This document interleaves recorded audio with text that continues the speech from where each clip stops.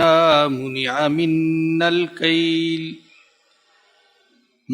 منا الكيل فأرسل معنا أخانا نقتل وإنا له لحافظون صدق اللہ العظیم۔ آج ہم اپنے درس قرآن کا آغاز سورہ یوسف کی آیت نمبر 63 سے کر رہے ہیں۔ یہ سورہ یوسف کی آیت نمبر 63 ہے، اور اگر آپ 13ویں پارے کے اعتبار سے دیکھیں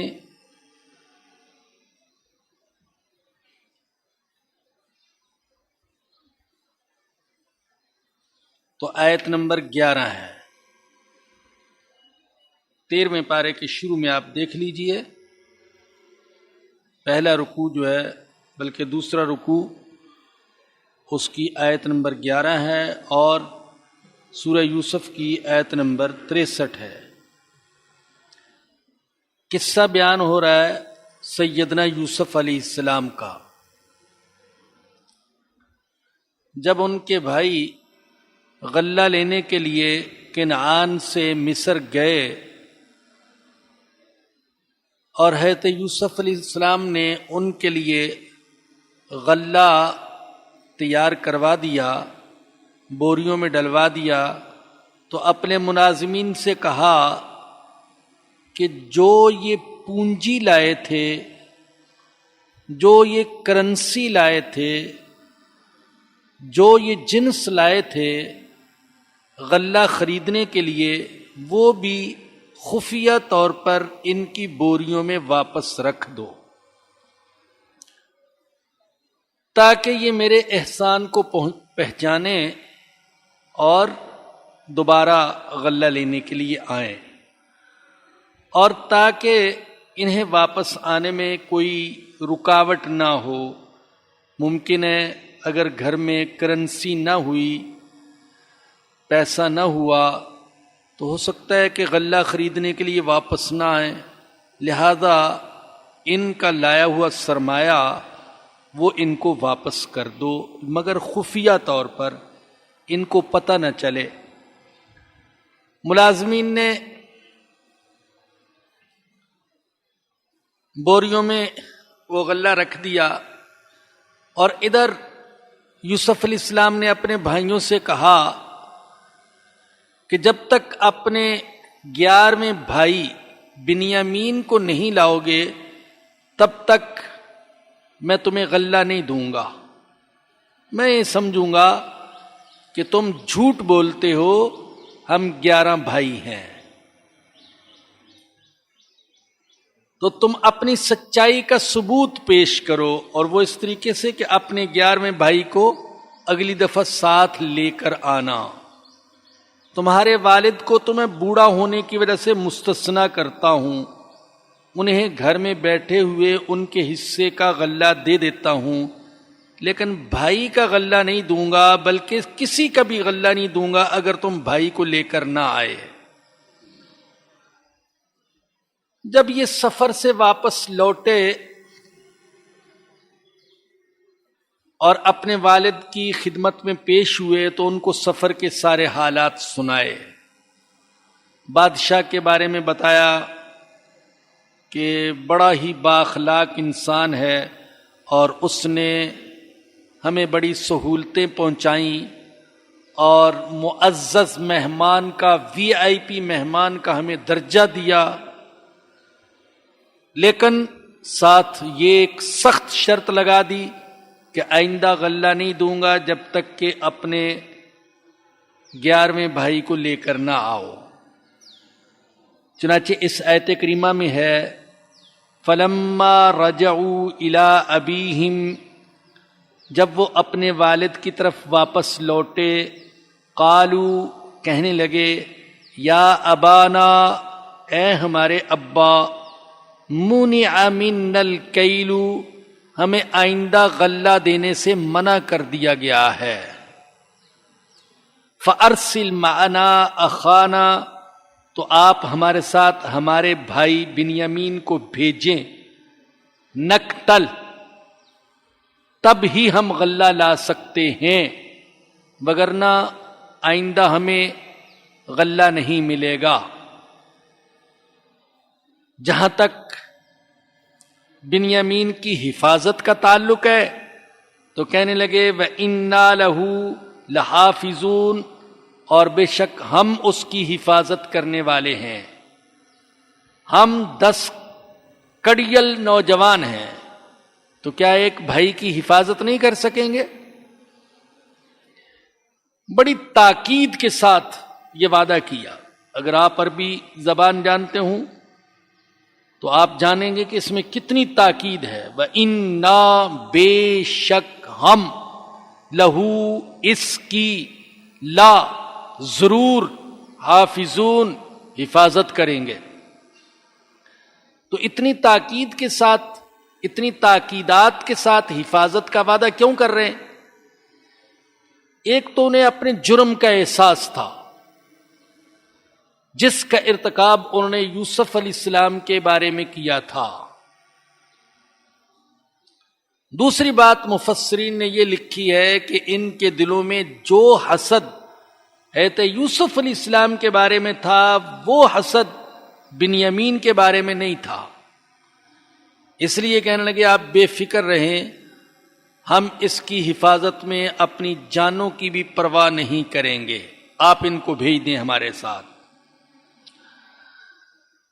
جب انہوں نے بنیامین کی حفاظت کا یقین دلایا تو حضرت یعقوب علیہ السلام نے فرمایا قال هل آمنکم علیہ الا کما امنتکم علی اخیہ من قبل، کیا میں بنیامین کے بارے میں تم پر ویسے ہی اعتماد کروں جیسے میں نے اس سے پہلے اس کے بھائی یوسف کے بارے میں تم پر اعتماد کیا تھا؟ بڑی قسمیں کھا رہے ہو اور بڑے وعدے کر رہے ہو، لیکن کیا تم نے یوسف کے بارے میں بھی یہ وعدے نہیں کیے تھے کہ ہم اس کی حفاظت کریں گے؟ اور پھر تم نے کیا کیا؟ فَاللَّهُ خَيْرٌ حَافِظًا، تو اللہ ہی بہترین حفاظت کرنے والا ہے، تم پر کیا بھروسہ اور انسانوں پر کیا بھروسہ، اصل حفاظت کرنے والا تو اللہ ہے۔ وَهُوَ أَرْحَمُ الرَّاحِمِينَ، اور وہ رحم کرنے والوں میں سے سب سے زیادہ رحم کرنے والا ہے۔ یہ جو گفتگو ہے حضرت یعقوب علیہ السلام کی، ایک طرف تو ان کو ملامت کر رہے کہ تم نے یوسف کے بارے میں کیا کیا تھا، کیسے میں تم پر اعتماد کر لوں، ایک تو انہیں ملامت کر رہے، دوسری طرف اللہ پر اپنے توکل اور اعتماد کا اظہار کر رہے ہیں۔ تو آپ دیکھیں تو یہ جو گفتگو ہے اس میں طبعی تقاضوں اور ایمانی مطالبات دونوں کی جامعیت پائی جاتی ہے۔ طبعی تقاضا یہ ہے کہ انسان سے بھی بات کی جائے، اس کی ذمہ داریوں کا اس کو احساس دلایا جائے، یہ طبعی تقاضا ہے۔ اگر اس نے غلطی کی ہے تو اس پر اس کو ملامت کی جائے۔ اور ایمانی مطالبہ کیا ہے کہ صرف اللہ پر اعتماد کیا جائے۔ یہ جو مقام ہے کہ طبعی تقاضوں اور ایمانی مطالبات، طبعی تقاضوں اور ایمانی مطالبات دونوں کا لحاظ کیا جائے، یہ مقام صرف اللہ کے مخصوص بندوں کو حاصل ہوتا ہے، ہر کسی کو یہ مقام حاصل نہیں ہوتا۔ کسی بندے پر طبعی تقاضے غالب آ جاتے ہیں اور کسی پر ایمانی مطالبات غالب آ جاتے ہیں۔ پھر اس میں ایک بات یہ بھی یاد رکھیں اور سمجھنے کی ہے کہ اللہ کے نبی جو ہوتے ہیں اور اللہ کے مخصوص بندے، وہ کوئی بھی موضوع چل رہا ہو، کوئی بھی بات چل رہی ہو، تو اس میں کسی نہ کسی طریقے سے اللہ کا ذکر کر ہی دیتے ہیں۔ جیسے ایک ایمان والے کی گفتگو میں اگر کاروبار بھی ہے تو وہ کہتا ہے اگر اللہ نے چاہا تو ایسا ہو جائے گا، اور اگر وہ کسی اچھی چیز کو دیکھتا ہے تو کہتا ہے ماشاء اللہ، جو اللہ چاہے وہ ہوتا ہے، اور اللہ کے چاہنے کے بغیر کچھ نہیں ہو سکتا۔ اگر کوئی برائی کی دعوت دینے والی چیز ہو تو وہ کہتا ہے لا حول ولا قوت الا باللہ، اللہ کے سوا کوئی بھی گناہ سے روک نہیں سکتا۔ تو جس کے دل میں اللہ اور اس کے رسول کی محبت ہوتی ہے وہ ہر موضوع میں، ہر موقع میں کسی نہ کسی طریقے سے اللہ اور اس کے رسول کا ذکر کر ہی دیتا ہے۔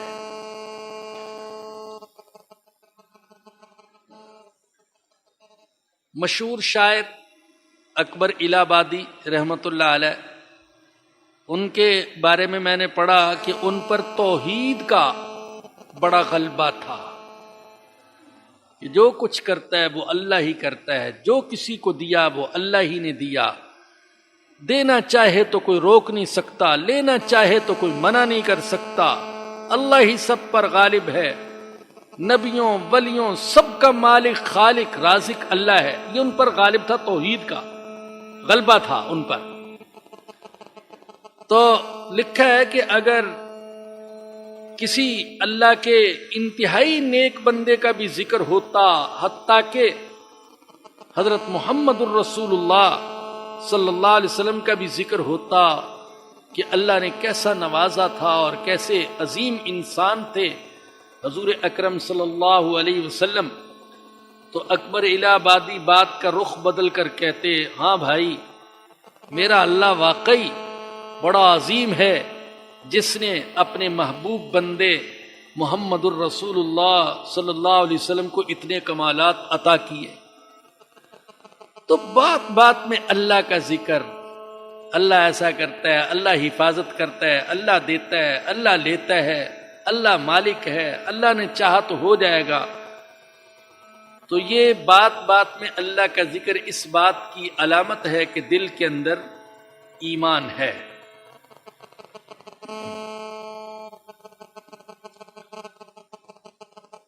دوسری نصیحت اس سے یہ بھی حاصل ہوئی، سبق حاصل ہوا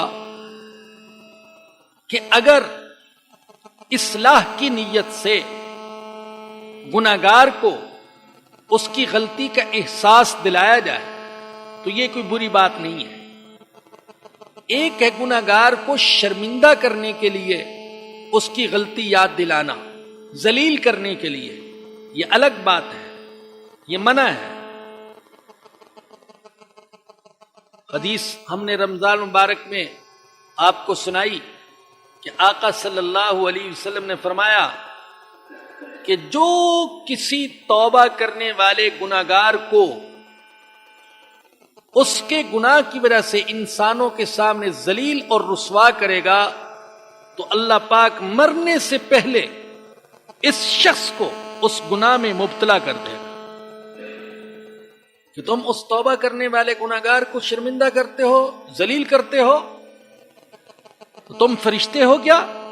میں اگر اللہ چاہوں تو تمہیں بھی اس گناہ میں مبتلا کر سکتا ہوں۔ تو کسی کو ذلیل کرنے کے لیے تو اس کی غلطیاں یاد دلانا برسر عام یہ تو صحیح نہیں ہے، لیکن اگر باپ اپنی اولاد کی اصلاح کی نیت سے اس کی غلطی اس کو یاد دلاتا ہے، استاد یاد دلاتا ہے یا عام مسلمان یاد دلاتا ہے، تو اس کے لیے ایسا کرنا یہ جائز ہے۔ جیسا کہ یعقوب علیہ السلام نے بیٹوں سے کہا کہ تمہیں یاد نہیں ہے تم نے یوسف کے بارے میں کیا کیا تھا اور کیسے وعدے تم نے کیے تھے، آج پھر وعدے کرنے آگے ہو کہ ہم بنیامین کی حفاظت کریں گے۔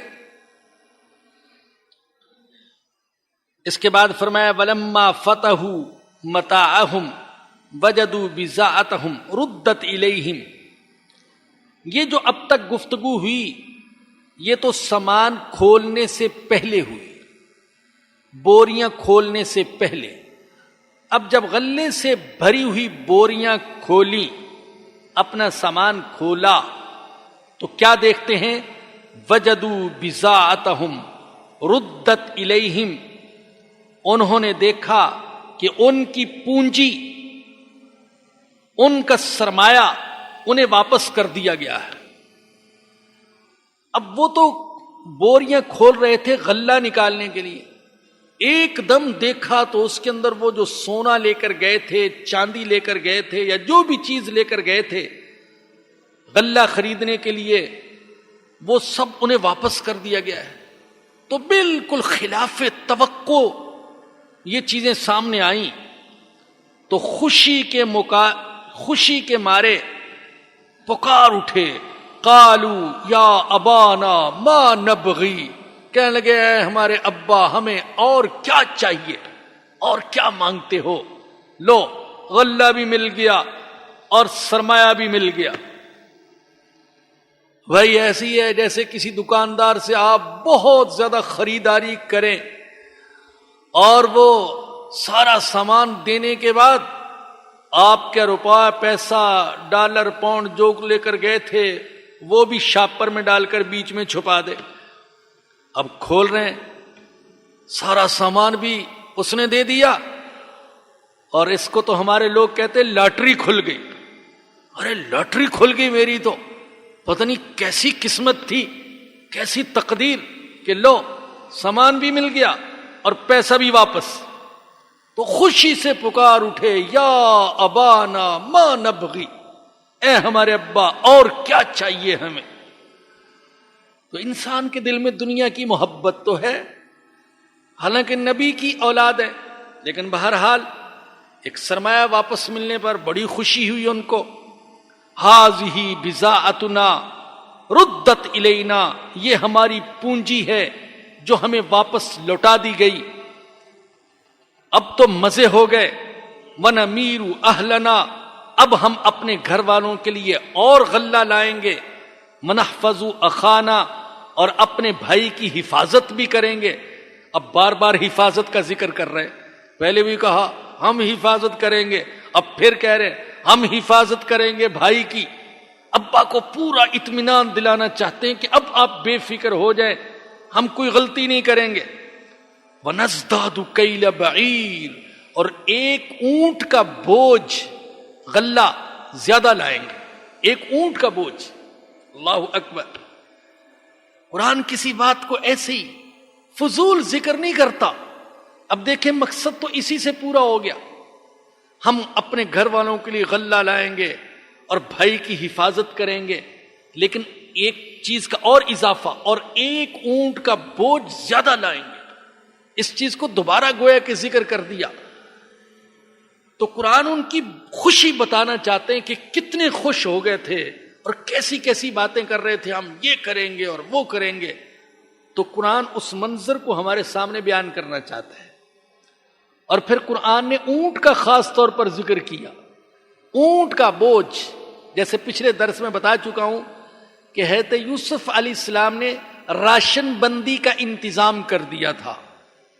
تو جو آتا تھا اس کو 12 شتر یعنی ایک اونٹ کا بوجھ کے مطابق غلہ دیا جاتا تھا، اور یہ تقریباً بنتا تھا 5 من. علماء کہتے ہیں کہ اونٹ کا خاص طور پر ذکر کرنے میں ایک اور حکمت بھی ہے. بعض چیزیں ایسی ہیں کہ بائبل میں غلط طریقے سے بیان ہوئی ہیں اور قرآن ان کی درستگی کرتا ہے، ان کی تصحیح کرتا ہے. اب بائبل میں یہ آتا ہے کہ وہ گدھے کے بوجھ کے مطابق غلہ لے کر آئے، حالانکہ ان ملکوں میں اور عربوں میں جب طویل سفر کیا جاتا تھا تو گدھوں پر نہیں کیا جاتا تھا، اونٹوں پر کیا جاتا تھا، اور اتنا سامان گدھا اٹھا بھی نہیں سکتا. اور اتنا لمبا سفر گدھا کر بھی نہیں سکتا. یہ تو اللہ پاک نے اونٹ کو پیدا کیا ہے. یہ صلاحیت اللہ پاک نے اس کے اندر رکھی کہ وہ کئی دن تک بھوکا پیاسا رہ کر بھی سفر کر سکتا ہے، اور اس کو صحرائی جہاز کہا جاتا ہے. اور اللہ نے خاص طور پر اونٹ کی طرف متوجہ کیا. قرآن کریم میں فرمایا افلا ینظرون الی الابل کیف خلقت، کیا یہ اونٹ کی طرف نہیں دیکھتے کہ اس کو کیسے پیدا کیا گیا ہے؟ تو عجیب و غریب جانور ہے. اس کی جو خصوصیات ہیں وہ پڑھنے کی ہیں، دیکھنے کی ہیں. جن لوگوں نے اس کی تخلیق میں غور و فکر کیا تو وہ حیران رہ گئے کہ اللہ پاک نے کیسا جانور پیدا کیا ہے اور کس قسم کے حالات کے لیے. دہکتی ہوئی زمین اور شعلے برساتا ہوا آسمان اور لمبا سفر. تو اس میں یہ اونٹ ہی کا کام تھا کہ جب یہ ذرائع نہیں تھے، نہ گاڑیاں، نہ جہاز، نہ بسیں، نہ ٹرک، تو اونٹ ادھر سے ادھر سامان منتقل کرنے کے کام آتا تھا. اور اربوں کی زندگی کی تو ریڑھ کی ہڈی تھا اونٹ. اس کے بغیر تو گویا کہ کوئی گزارا ہی نہیں تھا. اب بھی اربوں کو اونٹ سے بہرحال اب بھی محبت ہے. یہ چیز ان میں دیکھنے میں آتی ہے. ہمارے لوگ تو ایسے ہیں کہ یہ کچھ پیسہ آ جائے اور شہری زندگی میں آ جائیں تو اپنے باپ دادا کے طریقوں کو بھول ہی جاتے ہیں. لیکن عربوں میں نے دیکھا کہ یہ چیز ہے، کتنا ہی سرمایہ کیوں نہ آ جائے لیکن وہ اپنے باپ دادا کے طریقوں کو نہیں بھولتے. تو اب بھی جیسے گرمیوں کی چھٹیاں تھیں تو مجھے طائف وغیرہ میں جانے کا اتفاق ہوا، اور چونکہ وہاں اور کمزوریاں تو ہوں گی لیکن جو امن اور تحفظ ہے اس کی تو مثال پوری دنیا میں نہیں. جو وہاں پر امن ہے، جو تحفظ ہے. تو بعض لوگ تفریح کے لیے نکلتے ہیں، بچوں کو، بیوی کو اور گھر والوں کو ساتھ لے کر، اور کسی بھی جنگل میں جا کر خیمہ لگا لیتے ہیں. اب ان کو کسی چیز کا ڈر نہیں ہے، چور اچکے بدماش کا ڈر نہیں ہے، جنگل میں خیمہ لگایا ہوا ہے. تو صحرائی زندگی سے لطف اندوز ہوتے ہیں، لکڑیاں جلا کر کھانا پکاتے ہیں. وہاں کوئلے نہیں، عام طور پر لکڑیاں ملتی ہیں، ان کو جلا کر کھانا پکاتے ہیں. اونٹ اب بھی بہت ہیں، ان کا دودھ پیتے ہیں، ہمیں بھی پینے کا موقع ملا. بکریاں ریوڑ کے ریوڑ پالتے ہیں. بہت سے لوگ ایسے ہیں جن کا ذریعہ معاش صرف بکریاں ہیں، اور بکریوں والوں کو بھی اللہ نے ایسی خوشحالی عطا فرمائی ہے کہ وہ بکریوں کے لیے چارہ اپنی گاڑیوں میں لاد کر لاتے ہیں. کوئی دیہاتی گاڑی کے بغیر نہیں ہے. دیہاتوں میں جانے کے لیے بس نہیں ہے، ٹیکسی نہیں ہے، اپنی اپنی گاڑی ضروری ہے. ایک جگہ میں نے ایک دن دیکھا کہ گاڑیوں کی بڑی لمبی لائن تھی، 25-30 گاڑیاں ہوں گی. جیسے ہمارے ہاں جب ڈیزل یا گیس اس کی بھی لوڈ شیڈنگ ہوتی ہے، یہ چیزیں نہ ہوں تو بیچارے گاڑیوں والے لمبی لائنیں لگاتے ہیں کہ ہمیں بھی کچھ مل جائے. تو لمبی لائن تھی. میں نے پوچھا یہ کیا سلسلہ ہے؟ تو انہوں نے بتایا کہ یہ اپنی اپنی بکریوں کے لیے چارہ لینے کے لیے آئے ہوئے ہیں، اور چونکہ آج کل جو ہے وہ شارٹ ہے تو کوئی کنٹینر یا ٹرک آیا ہوگا تو لینے کے لیے یہ گاڑیوں کی لائن انہوں نے لگائی ہوئی ہے. تو اب بھی میں عرض کر رہا تھا کہ ان کی صحرائی زندگی میں اونٹ کا عمل دخل ہے. اور کسی زمانے میں تو یہ حال تھا کہ ان کے بہت سارے معاملات اونٹ کے بغیر چلتے ہی نہیں تھے. کسی کتاب میں ایک لطیفہ سا پڑھا تھا عربوں کے بارے میں کہ کسی عرب سے کسی نے پوچھا کیا کھاتے ہو؟ اس نے کہا اونٹ. اس نے کہا کیا پیتے ہو؟ اونٹ. کس پر سفر کرتے ہو؟ اونٹ پر. کیا پہنتے ہو؟ اونٹ. کہاں رہتے ہو؟ اس نے کہا اونٹ میں. کیا جلاتے ہو؟ اس نے کہا اونٹ. کہ ہر سوال کا جواب اونٹ. تو اس نے کہا دیکھو اونٹ کا دودھ پیتے ہیں، اونٹ کا گوشت کھاتے ہیں، اونٹ پر سفر کرتے ہیں، اونٹ کی اون کا لباس پہنتے ہیں اور اونٹ کے چمڑے میں خیمہ بنا کر رہائش اختیار کرتے ہیں. تو ہمارا سب کچھ اونٹ کے ساتھ وابستہ ہے. تو بائبل میں یہ ہے کہ گدھے پر وہ غلہ لے کر آئے. قرآن نے کہا نہیں، اونٹ کا بوجھ تھا. تو گویا کہ بائبل کی جو غلطی تھی اس کی درستگی بھی ہو گئی، اور تاریخ نے بتا دیا اور حقائق نے واضح کر دیا کہ گدھوں پر کنعان سے مصر تک کا سفر ہو ہی نہیں سکتا تھا. یہ کام تو اونٹ کا ہے. تو قرآن نے اونٹ کا خاص طور پر یہاں اس لیے بھی ذکر کیا ہے. کہنے لگے کہ ہم ایک اونٹ کے بوجھ کے مطابق غلہ زیادہ لائیں گے. ذالک کیل یسیر، یہ زائد مقدار دینا بادشاہ کے لیے بڑا آسان ہے، کوئی مشکل نہیں ہے. قال لن ارسلہ معکم حتی تؤتون موثقا من اللہ. حضرت یعقوب علیہ السلام نے فرمایا میں یوسف کو ہرگز تمہارے ساتھ نہیں بھیجوں گا جب تک کہ تم اللہ کے نام کی قسم کھا کر یہ پکا وعدہ نہ کرو لتأتننی بہ، کہ تم یوسف کو واقعی واپس لے کر آؤ گے، بنیامین کو واقعی واپس لے کر آؤ گے. الا ان یحاط بکم، سوائے اس کے کہ تم بالکل ہی لاچار ہو جاؤ. اگر آپ اللہ کے نبی کے کلام کو دیکھیں تو اس میں ایک طرف ظاہری تدبیروں کی رعایت ہے کہ تم قسم دو، اللہ کے نام کی قسم دو، پکا وعدہ کرو کہ واقع بنیامین کو واپس لے کر آؤ گے، یہ ظاہری تدبیر. دوسری طرف خلاف توقع مجبوریوں کا لحاظ بھی کیا ہے کہ اگر خلاف توقع کوئی ایسی مجبوری پیش آ جائے کہ بنیامین کو لانا ممکن ہی نہ ہو، اللہ نہ کرے یہ بیمار ہو جائے، اللہ نہ کرے اس کی موت کا وقت آ جائے، تو پھر میں تم سے نہیں پوچھوں گا. اس کا بھی لحاظ کیا. اور تیسری طرف اللہ پر توکل بھی کیا. فلما آتوہ موثقہم، جب انہوں نے قسمیں کھا کر پکا وعدہ کر لیا، قال اللہ علی ما نقول وکیل، تو یعقوب علیہ السلام نے فرمایا کہ اللہ نگہبان ہے اس قول و قرار کا جو ہم آپس میں کر رہے ہیں. تو اللہ پر توکل بھی کیا اور ان سے قسمیں بھی لیں. اس آیت کریمہ سے یہاں جو ہمیں سبق حاصل ہوئے ان میں سے پہلا سبق تو یہ ہے کہ کسی سے ایسا وعدہ لینا مناسب نہیں ہے جو اس کے اختیار میں نہ ہو. اب یعقوب علیہ السلام کہہ رہے قسم کھاؤ کہ بنیامین کو لے کر آؤ گے، لیکن ساتھ یہ بھی کہہ دیا کہ اگر تم بالکل لاچار ہو جاؤ تو پھر میں تم سے یہ نہیں کہتا کہ ہر صورت میں واپس لانا ہوگا.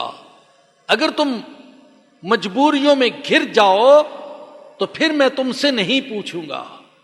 تو کسی سے ایسا وعدہ لینا جس کا پورا کرنا اس کے اختیار میں نہ ہو، یہ غلط ہے.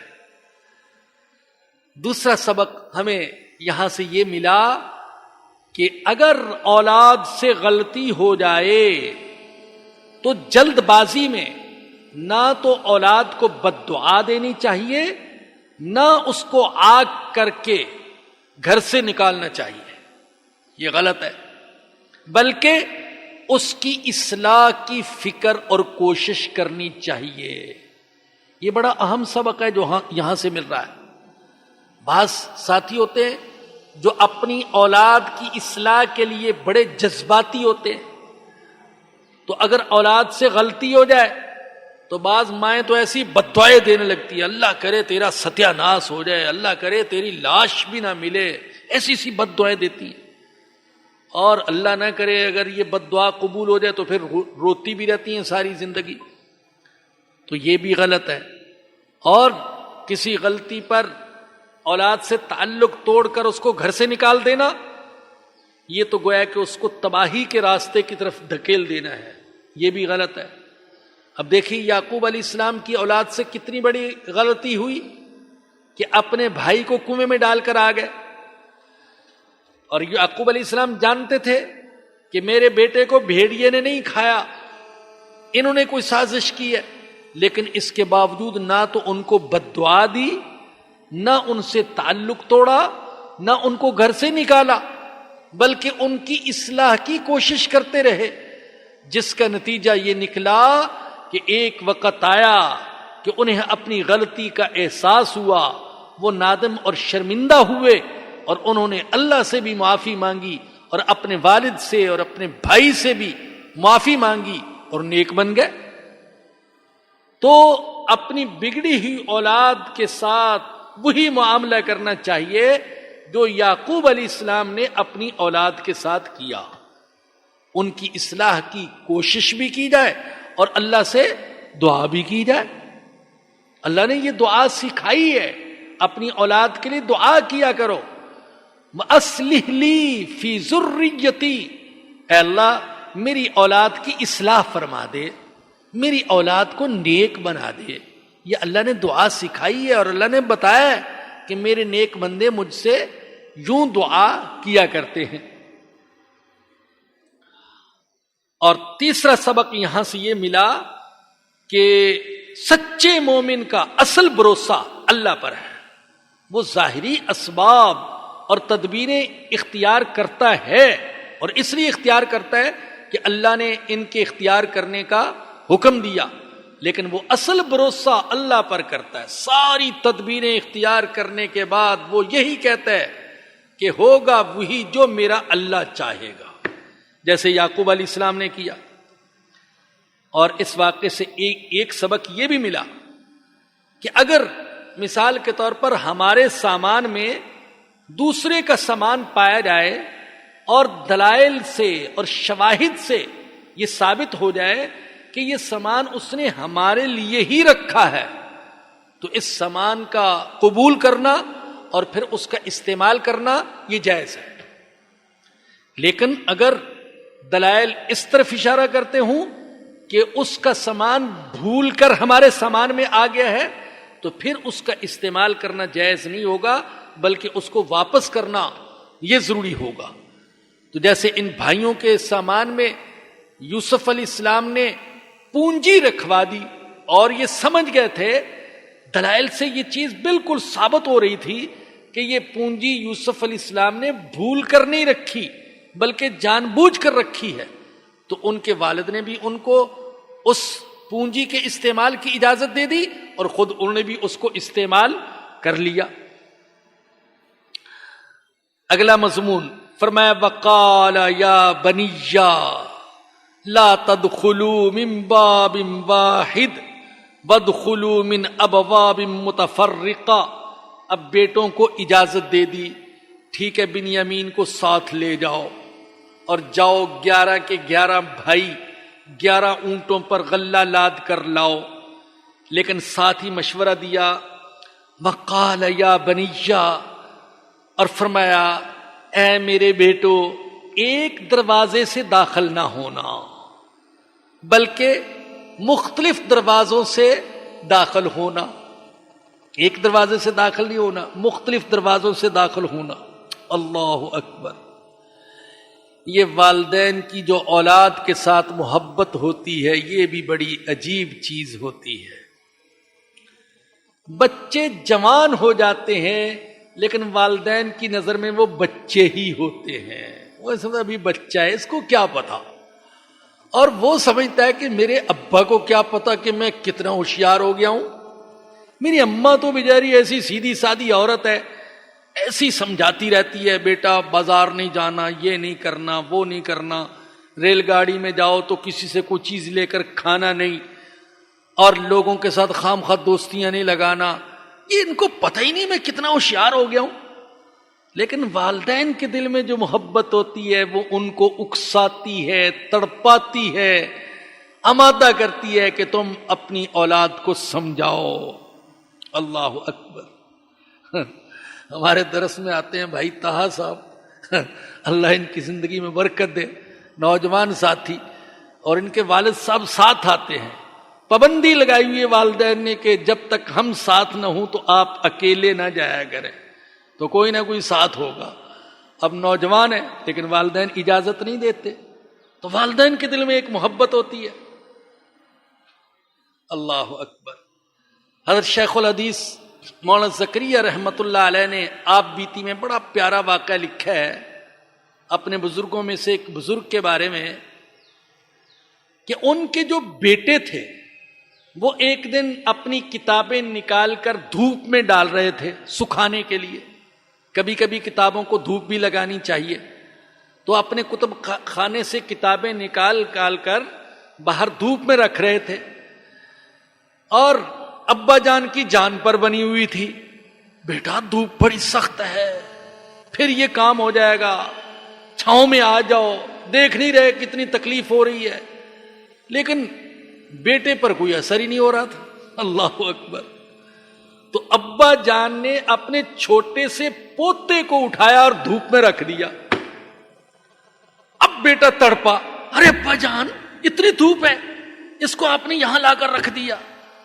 تو کہا اب پتہ چلا تیرے دھوپ میں جلنے کی وجہ سے ابا کے دل پر کیا گزر رہی تھی، تو جو تجھے تکلیف پہنچی ہے اپنے بیٹے کو دھوپ میں دیکھ کر، وہی تکلیف مجھے پہنچ رہی تھی اپنے بیٹے کو دھوپ میں دیکھ کر۔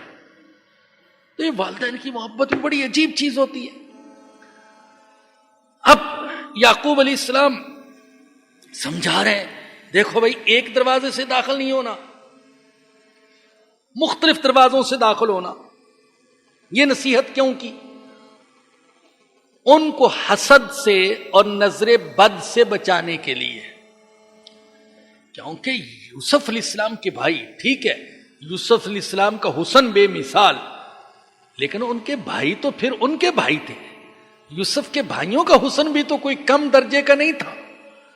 اب 11 نوجوان بھائی، 11 اور خوبصورت، اور وہ زمانہ ایسا تو نہیں تھا کہ شہروں میں بہت زیادہ آبادی ہے، عام طور پر شہروں کے ارد گرد دیوار ہوتی تھی، شہر پناہ جس کو کہا جاتا تھا، اس کے دروازے ہوتے تھے، اور رات کے وقت وہ دروازے بند ہو جاتے تھے، عام آدمی کو داخل ہونے کی اجازت نہیں ہوتی تھی،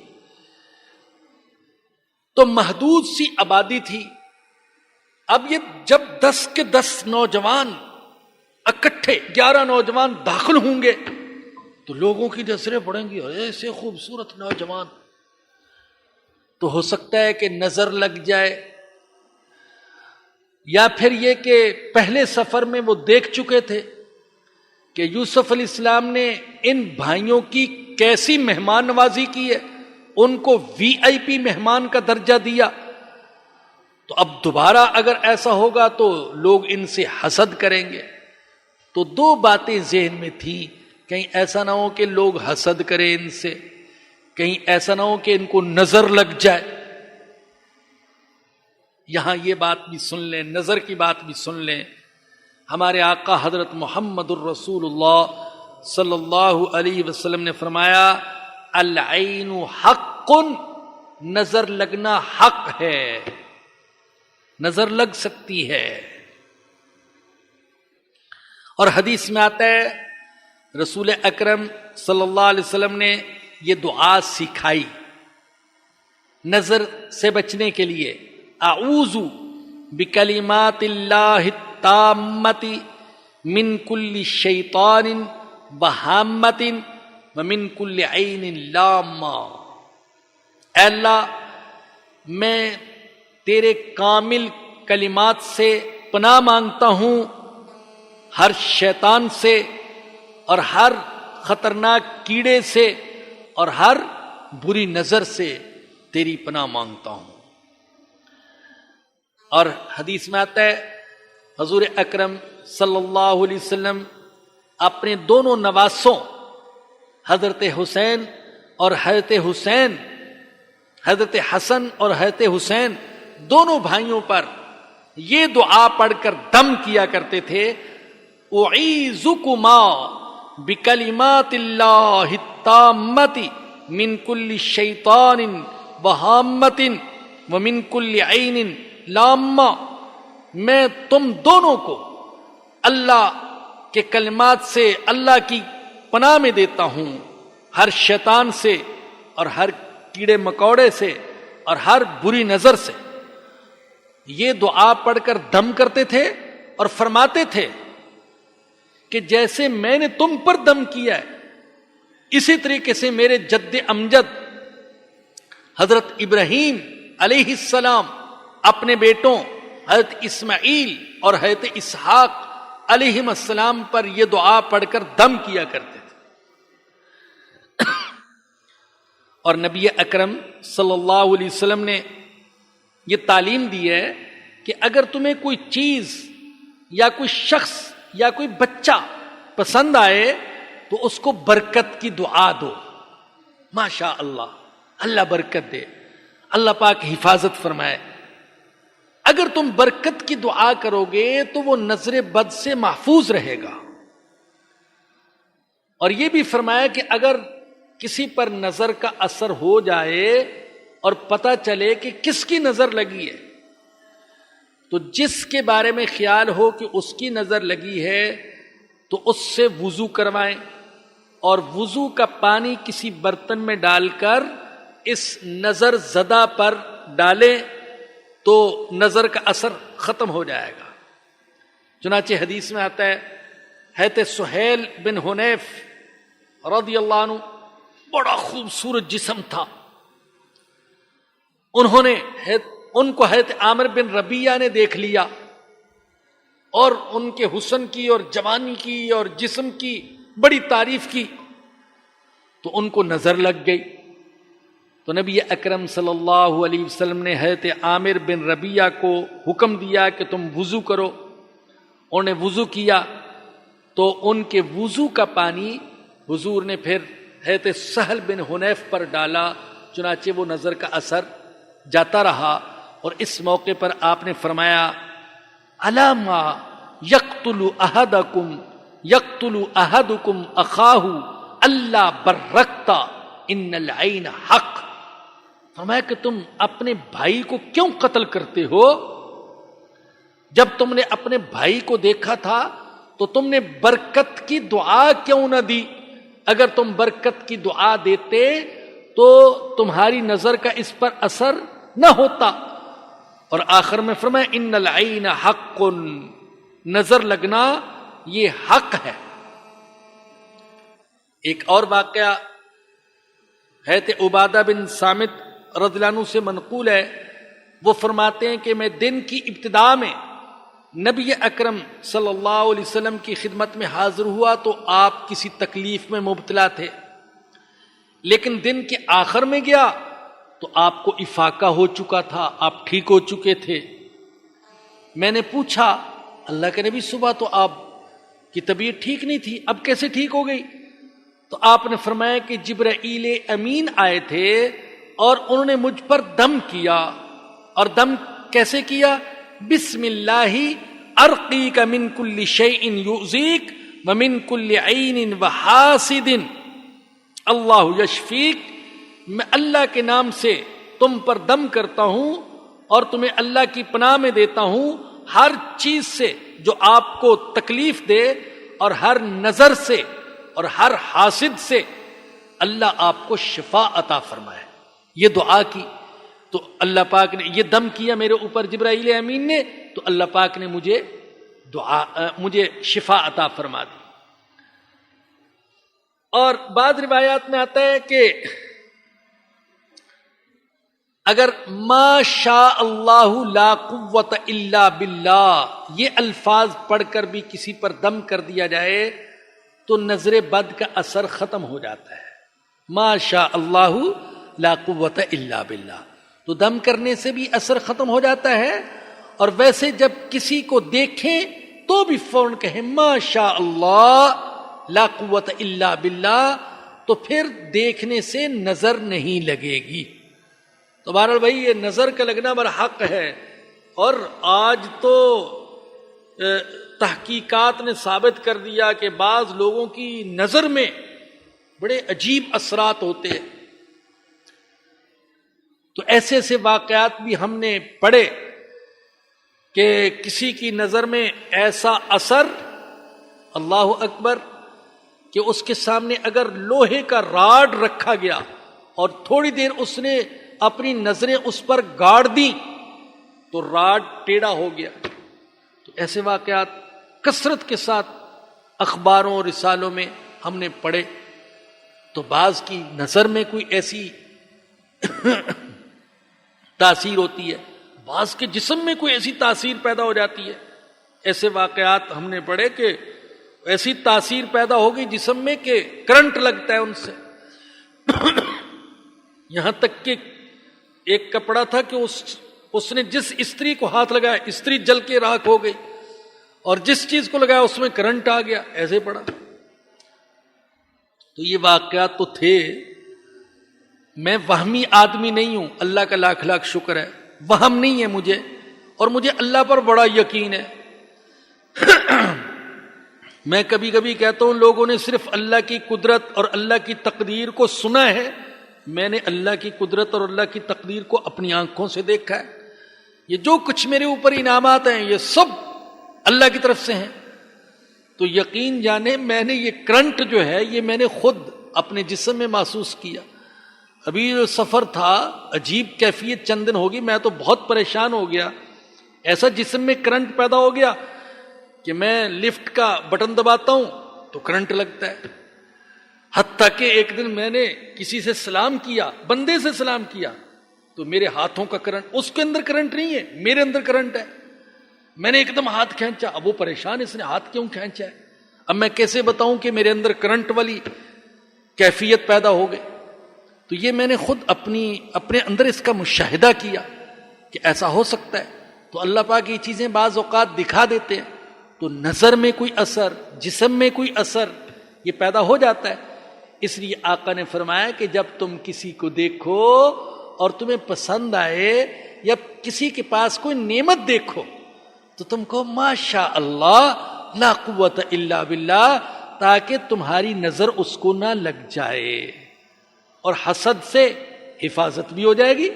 جب اس نے کہا کسی کے پاس نعمت دیکھ کر، کسی کی اولاد کو دیکھ کر کہا ماشاء اللہ ماشاء اللہ، جو اللہ چاہے، تو مطلب کیا ہے؟ اللہ چاہے تو جس کو ایسی اولاد دے دے، اور اللہ نہ چاہے تو نہ دے۔ تو اپنے اندر سے حسد کی بیماری بھی ختم ہوگی، اللہ کی طرف توجہ جائے گی، ظاہری چیزوں کی طرف توجہ نہیں جائے گی۔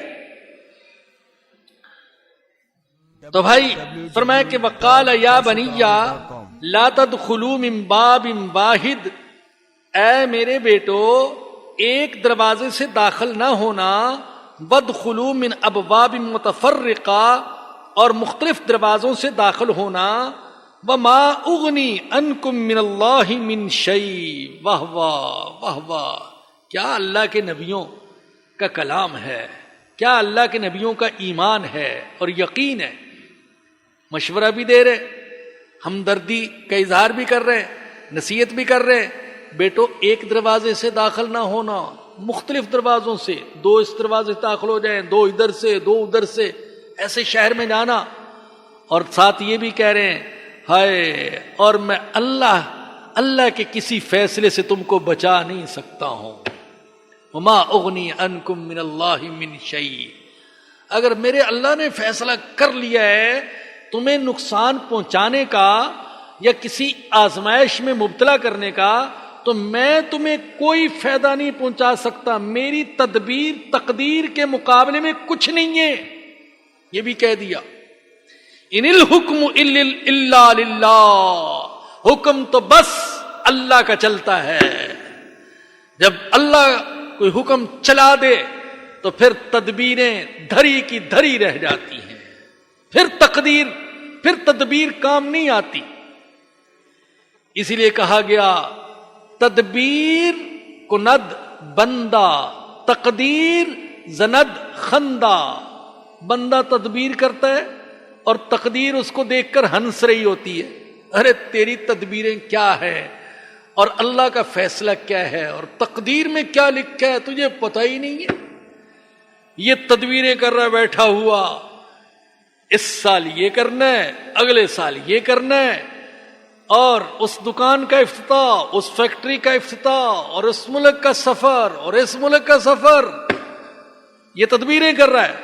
اور ادھر آ گئے اسرائیل، انہوں نے کہا بس کریں، بس بس اب سفر کا وقت آ گیا، ہاں اب سفر کا وقت آ گیا۔ وہ جو کسی نے کہا بڑے میاں کو فکر، ایک ایک کو 10 کیجئے، آیا اسرائیل، اس نے کہا حضرت بس کیجئے، چلے اب تو وقت آ گیا، ساری تدبیریں، منصوبے، پروگرام ختم، چلیے۔ تو الحکم الا للہ، حکم تو بس اللہ کا چلتا ہے۔ علیہ توکلت، میں نے اسی اللہ پر توکل کیا، علیہ فلیتوکل المتوکلون، اور توکل کرنے والوں کو اللہ پر ہی توکل کرنا چاہیے۔ اللہ کی قسم، یہ انسان بے وفا، یہ وسائل بے وفا، یہ فیکٹریاں، یہ کارخانے، یہ دکانیں، یہ کرنسی، یہ روپیہ، یہ ڈالر، یہ پاؤنڈ، یہ ریال، یہ دینار، یہ سونا، یہ چاندی، یہ گاڑی، یہ بیٹے، یہ بیویاں، یہ بھائی، یہ سب بے وفا، کسی پر پورا اعتماد نہیں کیا جا سکتا سوائے اللہ کے۔ اللہ با وفا ہے، اعتماد تو بس اللہ پر کرنا چاہیے اور کسی پر نہیں۔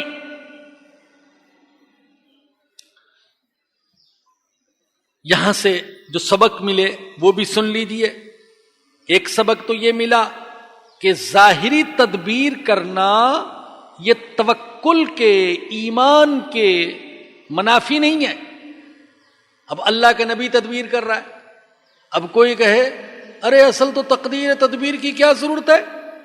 تو یاد رکھیں تقدیر میں تدبیر بھی ہے، اللہ نے تقدیر میں تدبیر بھی لکھی ہے کہ تم تدبیر کرو، لیکن اس فکر میں نہ پڑو کہ تقدیر میں کیا لکھا ہے، تمہیں کیا، اس سے کیا تعلق، لیکن تم جائز تدبیر اختیار کرو، یہ توکل کے اور اعتماد کے منافی نہیں ہے۔ اب تدبیر ہے، گھر کا دروازہ بند کر کے سو، کوئی کہے ارے تجھے اللہ پر اعتماد نہیں ہے، گھر کا دروازہ کھلا چھوڑ دے، اللہ پر توکل نہیں کرتا، تو یہ توکل کے منافی نہیں ہے۔ تو اسی طرح کا ایک صوفی تھا جو توکل کی حقیقت کو نہیں سمجھتا تھا۔ 2 بھائی تھے، ایک زیادہ صوفی تھا، تو کبھی صوفی صاحب بکریوں کی نگرانی کرتے تھے، کبھی دوسرے صاحب بکریوں کی نگرانی کرتے تھے۔ تو جب صوفی صاحب کی باری آئی تو بکریوں کو جنگل میں چھوڑ کر ایسے ہی آ گئے۔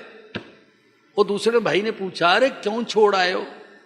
اس نے کہا اللہ کے توکل پر چھوڑ آیا ہوں، نئے 4 مہینے لگائے ہوں گے، تو اس نے کہا اللہ کے توکل پر چھوڑ آیا ہوں، اللہ ہی کرتا ہے سب، اللہ نہ چاہے تو کچھ نہیں ہو سکتا، تو اگر اللہ حفاظت کرے گا تو بھیڑیے کچھ نہیں بگاڑ سکتے، تو اللہ کے توکل پر چھوڑ آیا ہوں۔ تو اس نے کہا بھائی اگر تو بکریوں کو اللہ کے توکل پر چھوڑ آیا تو بھیڑیے بھی تو اللہ کے توکل پر ہی پھر رہے کہ یا اللہ کسی کی عقل پر پردہ پڑ جائے اور وہ اپنی بکریاں ایسے ہی چھوڑ کر چلا جائے تو ہم غریب بھی اپنا پیٹ بھر لیں، تو وہ بھی تو اللہ کے توکل پر پھر رہے، بلکہ اصل توکل تو انہی کا ہے۔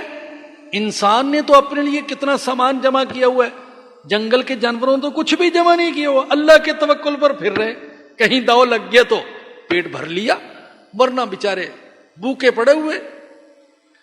تو اس لیے بھائی ظاہری تدبیر کرنا یہ توکل کے منافی نہیں ہے۔ اور دوسرا علماء نے لکھا ہے کہ حسد سے بچنے کے لیے مخصوص نعمتوں کو چھپانا جائز ہے۔ اب جیسے یعقوب علیہ السلام کہہ رہے ہیں ایک دروازے سے نہ جانا، کئی دروازوں سے جانا، پتہ نہ چلے کہ تم بھائی ہو۔ تو اگر پتہ ہے کہ یہ شخص خام خواہ حسد کرے گا تو اس کو اللہ کی مخصوص نعمتیں بتائی ہی نہیں، ورنہ خام خواہ وہ جلتا رہے گا اور الٹی سیدھی تدبیریں کرے گا اس کو نقصان پہنچانے کے لیے۔ تیسرا سبق یہ ملا کہ اگر کسی کے بارے میں ہمیں اندیشہ ہو کہ اس کو نقصان پہنچے گا تو اس کو نقصان سے بچنے کی تدبیر بتانی چاہیے، جیسے یعقوب علیہ السلام نے اپنی اولاد کو نقصان سے بچنے کی تدبیر بتلائی۔ اور چوتھا سبق وہ یہ کہ تدبیر کا اختیار کرنا تو جائز، لیکن یہ یقین بھی ہو کہ تدبیر تقدیر کا مقابلہ نہیں کر سکتی۔ اگر میرے اللہ نے مجھے کوئی نقصان پہنچانے کا فیصلہ کر لیا تو میری تدبیریں یہ مجھے کوئی فائدہ نہیں دے سکتی۔ کتنے لوگ ہیں جنہوں نے اپنے آپ کو بچانے کے لیے باڈی گارڈ رکھے ہوئے تھے، لیکن وہ باڈی گارڈ ان کو موت سے نہ بچا سکے، بلکہ آپ نے دیکھا کہ باڈی گارڈ ہی موت کا پیغام بن گیا۔ ایسا بھی ہوا۔ ہمارے پنجاب کے گورنر صاحب تو کتنے باڈی گارڈوں کے ساتھ پھر رہے تھے کہ مجھے کوئی کچھ نہیں کہہ سکتا، اتنا حفاظتی دستہ ہے، لیکن وہ باڈی گارڈ ہی نے ان کے سینے میں گولی اتار دی، اور ایسی اتاری کہ پھر ان کو کوئی بچا ہی نہیں سکا۔ وَلَمَّا دَخَلُوا مِنْ حَيْثُ أَمَرَهُمْ أَبُوهُمْ، جب وہ داخل ہوئے اسی طریقے سے شہر میں داخل ہوئے جس طریقے سے ان کے والد نے ان کو حکم دیا تھا، مشورہ دیا تھا، اسی طریقے سے داخل ہوئے، دو اس دروازے سے، دو اس دروازے سے، دو اس دروازے سے بچ بچا کر داخل ہوئے۔ ما کان یغنی عنہم من اللہ من شیء، تو وہ تدبیر اللہ کے فیصلے کے مقابلے میں انہیں کچھ بھی فائدہ نہ دے سکی، جو تدبیر یعقوب علیہ السلام نے ان کو بتائی تھی۔ الا حاجتن فی نفسی یعقوب قضاها، وہ تو بس یعقوب کے دل کا ایک ارمان تھا جو اس نے پورا کر لیا۔ یعقوب علیہ السلام کے دل کا ایک ارمان تھا جو انہوں نے پورا کر لیا، تدبیر بتا دی۔ لیکن اسی آیت سے یہ بھی ثابت ہو رہا ہے کہ تدبیر اختیار کرنا یہ کوئی فضول نہیں ہے۔ اگر فضول چیز ہوتی تو اللہ کا نبی تدبیر کبھی بھی اختیار نہ کرتا۔ اور یہاں سے یہ بھی ثابت ہوا کہ جب اللہ کے نبی کے لیے دل کا ارمان، دل کا جائز ارمان نکالنا یہ جائز ہے، تو ہمارے لیے بھی دل کے جائز ارمان پورے کرنا یہ جائز ہے۔ وَإِنَّهُ لَذُو عِلْمٍ لِمَا عَلَّمْنَاهُ، اور اللہ فرماتے ہیں کہ یہ مت سمجھو کہ یعقوب کو علم نہیں تھا تقدیر کے طاقتور ہونے کا اور تدبیر کے کمزور ہونے کا، یہ مت سمجھو کہ وہ معاذ اللہ بے علم تھا، وہ صاحب علم تھا۔ اور علم بھی کون سا؟ نبوت کا علم، وحبی علم، وحی کا علم، وہ علم تھا یعقوب کے پاس۔ وَإِنَّهُ لَذُو عِلْمٍ، اور بے شک یعقوب علم والا تھا، لِمَا عَلَّمْنَاهُ، کیونکہ ہم نے اس کو سکھایا تھا۔ وَلَكِنَّ أَكْثَرَ النَّاسِ لَا يَعْلَمُونَ، لیکن اکثر لوگ علم حقیقی سے محروم ہوتے ہیں۔ تو بھئی حقیقی علم کون سا ہے؟ حقیقی علم وہ ہے جس سے اللہ کی پسند اور ناپسند کا پتہ چلے، وہ حقیقی علم ہے۔ اور اللہ کے نبیوں کے پاس تو یہ علم ہوتا ہے، وہ جانتے ہیں اللہ کس چیز کو پسند کرتا ہے اور اللہ کس چیز کو پسند نہیں کرتا۔ تو فرمایا کہ یعقوب علم والے تھے اور یہ علم ہم نے ان کو دیا تھا، لیکن عام انسان وہ علم حقیقی سے محروم ہوتے ہیں۔ اللہ پاک ہمیں علم حقیقی عطا فرمائے اور عمل کی توفیق بھی عطا فرمائے۔ وآخر دعوانا ان الحمد للہ رب العالمین۔ ابھی دعا ہوگی، لیکن اس سے پہلے ایک اعلان تو یہ سن لیجئے کہ اگلے اتوار کو درس نہیں ہو سکے گا۔ سال میں ایک بار میں بچوں کے ساتھ اپنے آبائی علاقے میں جاتا ہوں، تو بدھ کے دن انشاءاللہ سفر کا ارادہ ہے، تو ہفتہ 10 دن نہیں ہوں گا، تو اگلے اتوار درس نہیں ہوگا، انشاءاللہ اس کے بعد والے اتوار کو درس ہوگا۔ دوسرا اعلان یہ ہے کہ ہم نے جیسے جمعہ میں اعلان کیا تھا کہ انشاءاللہ قرآنی عربی سکھائی جائے گی، تو ابھی نماز مغرب کے بعد قرآنی عربی کا سبق ہوگا، اور یہ سبق مردوں کے لیے بھی ہے اور خواتین کے لیے بھی ہے۔ خواتین کے حصے میں جو سمجھانے کی چیزیں ہیں وہ وہاں جو موجود معلمہ ہیں وہ ان کو سمجھا دیں گی۔ آج تو ابتدائی باتیں ہوں گی، اور باقاعدہ سبق انشاءاللہ اگلے اتوار سے اس سے اگلے اتوار کو ہوگا، اور جو سمجھانے کی باتیں ہوں گی وہ خواتین کو بھی سمجھا دی جائیں گی۔ تو میری درخواست ہے کہ زیادہ سے زیادہ حضرات بھی قرآنی عربی کی کلاس لیں، اور خواتین بھی اس میں دلچسپی لیں۔ بہت آسان یہ کورس ہے، اور اس کی مدد سے ہر مرد اور عورت نماز کے معنی بھی سمجھ لیں گے، دعاؤں کے معنی بھی سمجھ لیں گے، اور انشاءاللہ اللہ نے توفیق دی تو قرآن کے معنی بھی سمجھنے لگیں گے۔ اللہ پاک مجھے اور آپ سب کو قرآن کریم کی سمجھ عطا فرمائے اور اس کے سارے حقوق ادا کرنے کی توفیق عطا فرمائے۔ وآخر دعوانا الحمدللہ رب العالمین۔ الحمدللہ رب العالمین، والصلاة والسلام علی سید الانبیاء والمرسلین۔ الحمدللہ الذی ہدانا لہذا وما کننا لنہتدی لولا ان ہدانا اللہ۔ الحمدللہ حمدا کثیرا طیبا مبارکا فیہ۔ ربنا ظلمنا انفسنا وان لم تغفر لنا وترحمنا لنکونن من الخاسرین۔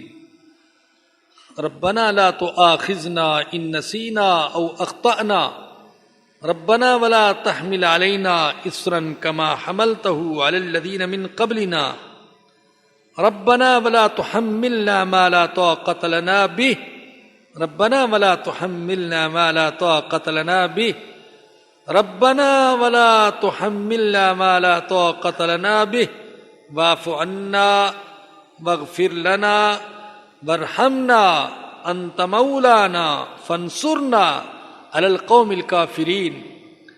یا ارحم الراحمین، یا الہ العالمین، اے ہمارے رب، اے ہمارے اللہ، اے ہمارے خالق، اے ہمارے رازق، اے ہمارے مربی، اے ساری کائنات کے رب، تو ہم سے راضی ہو جا۔ اے اللہ، تجھے راضی کرنے والی زندگی گزارنے کی توفیق عطا فرما، تجھے ناراض کرنے والے ہر عمل سے بچنے کی توفیق عطا فرما۔ یا رب، ہماری گندگیاں، ہماری غلاظتیں، ہماری معصیتیں، ہماری نافرمانیاں معاف فرما دے۔ یا رب معاف فرما دے، یا رب معاف فرما دے۔ یا رب جو زندگی باقی ہے وہ تیرے حکموں کے مطابق اور تیرے سچے نبی کے سچے طریقوں کے مطابق گزارنے کی توفیق عطا فرما دے۔ یا رب، ہمارے دل دماغ کو بدل دے، ہمارے خیالات جذبات بدل دے، ہمارے گھرانے ہماری اولادیں بدل دے، ایسے بدل دے کہ تو ہم سے راضی ہو جائے۔ یا اللہ، یا رب العالمین، ہماری ساری پریشانیوں کو دور فرما، حاسدوں کے حسد سے، دشمنوں کے شر سے، چوروں ڈاکوؤں کے شر سے اور یہود و نصارہ کے شر سے ہماری حفاظت فرما۔ اے اللہ، تو حفاظت فرما، ہمارا کوئی نہیں تیرے سوائے اللہ، ہم تنہا ہیں، بالکل تنہا، کوئی نہیں تیرے سوا، تو ہماری حفاظت فرما۔ میرے اللہ ہمارے ایمان کی عزت و آبرو کی، مال جان اور اولاد کی، ہمارے کاروبار کی، ہمارے وطن کی، ہمارے شہر کی، اے اللہ حفاظت فرما۔ یا رب تو حفاظت فرما، اپنا کرم فرما، رحم فرما، میرے اللہ معاف فرما۔ تو ارحم الراحمین ہے، سب سے زیادہ رحم کرنے والا، تیرے رحم کی کوئی انتہا نہیں، ہم پر رحم فرما، کرم فرما۔ یا رب قرآن کریم کے سارے حقوق ادا کرنے کی توفیق عطا فرما۔ قرآن کریم کو ہمارے دل کی بہار بنا دے، آنکھوں کا نور بنا دے، غموں اور پریشانیوں کا علاج بنا دے، زندگی کا امام بنا دے، قبر کا ساتھی بنا دینا، حشر کا سفارشی بنا دینا۔